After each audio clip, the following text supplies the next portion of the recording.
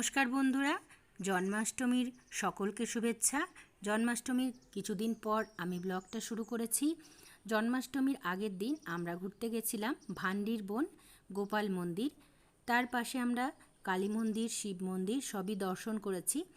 আমাদের সিউড়ি থেকে যেতে হয় একটু আধা ঘন্টার মতো একটা গ্রাম, অত্যন্ত একদম গ্রাম, কিন্তু অপূর্ব সুন্দর মন্দির দর্শন করলাম আমরা, আর সেখানে আমরা ভোগ প্রসাদ গ্রহণ করলাম। আমরা চলে এসেছি আজকে ভান্ডির বনে। খুব সুন্দর রাধা কৃষ্ণের একটা মন্দির। এখানে আমরা ভোগ প্রসাদ গ্রহণ করব, পুজো দেব। ভোগ প্রসাদ যতটা সুন্দর ততটাই সুন্দর প্রাকৃতিক মনোরম দৃশ্য। আর এই যে আমরা মন্দিরের গেটে প্রবেশ করছি, এখানে ভক্তদের নিবেদন করা জিনিস দিয়েই কিন্তু এখানে ট্রাস্টি বোর্ড চলে। আর কিছু পুরোহিতদের তাদের নিজস্ব যে গোপালের সম্পত্তি আছে সেগুলোতেও কিন্তু তারা রাখে। তো এত ভোগ প্রত্যেক দিন হয় তৈরি, এখানে প্রচুর মানুষ খায়। আর ছুটির দিনগুলোতে তো অনেক হয়, জন্মাষ্টমীর দিনও হয়, তবে প্রত্যেক দিন অনেক ভোগ থাকে। একাদশী বা অন্যান্য লুচির ভোগ এখানে দেওয়া হয়। এই যে মেন মন্দিরের ভিতরে আমরা এখানে প্রবেশ করলাম, তো সবটাতে কিন্তু ফটো তোলা যাচ্ছে না, তাই আমি মন্দিরের চত্বরটা ঘুরে ঘুরে দেখছি। আর এই যে এই পাশে বাঁ দিকে এটা হচ্ছে ভোগ মন্দির, এই যে ঠাকুর মশাই বেরোচ্ছেন, আর এই ডান দিকে গোপালকে মন্দির থেকে তুলে এনে কোলে করে ওখানে ভোগ নিবেদন করে আবার গোপালের মন্দিরে গিয়ে শয়নে দেওয়া হয়। আর 12টা সাড়ে 12টা অবধি এই মন্দির খোলা থাকে, তারপরে বন্ধ হয়ে যায়। সবাই নিজে নিজে নিয়ে নিচ্ছে, 2:30টার দিকে মন্দির খুলে দেওয়া হয় দর্শনার্থীদের জন্য।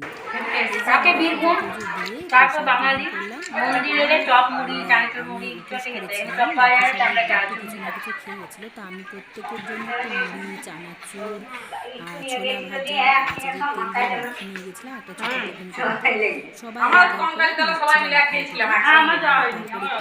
জল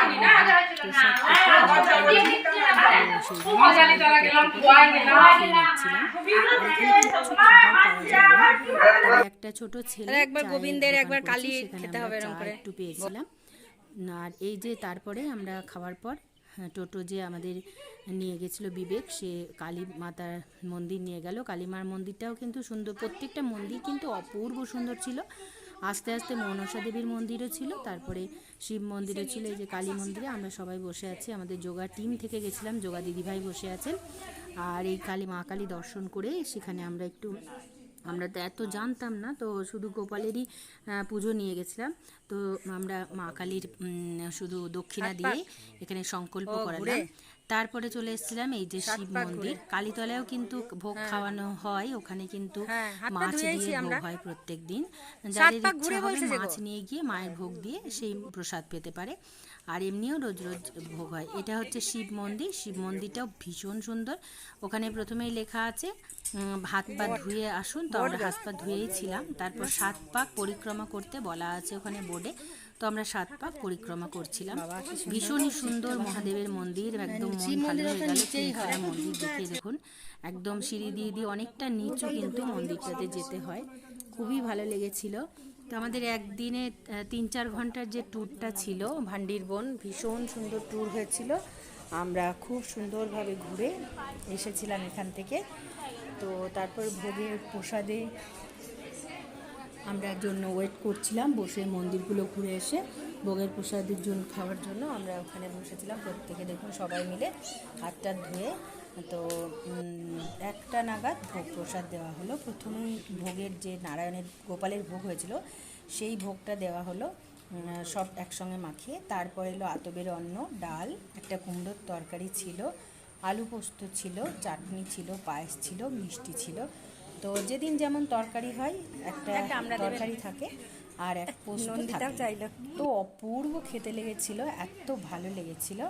তো বন্ধুরা, আপনাদের এই ব্লগটি ভালো লাগলে আমার সঙ্গে থাকবেন, পাশে থাকবেন। হ্যাঁ সত্যি, যাদের কোমরে ব্যথা না, যাদের অসুবিধাই বটে, চ্যানেলটিকে পাশে থাকা বেল আইকনটি প্রেস করে দেবেন। ধন্যবাদ সকলকে। রাধে রাধে।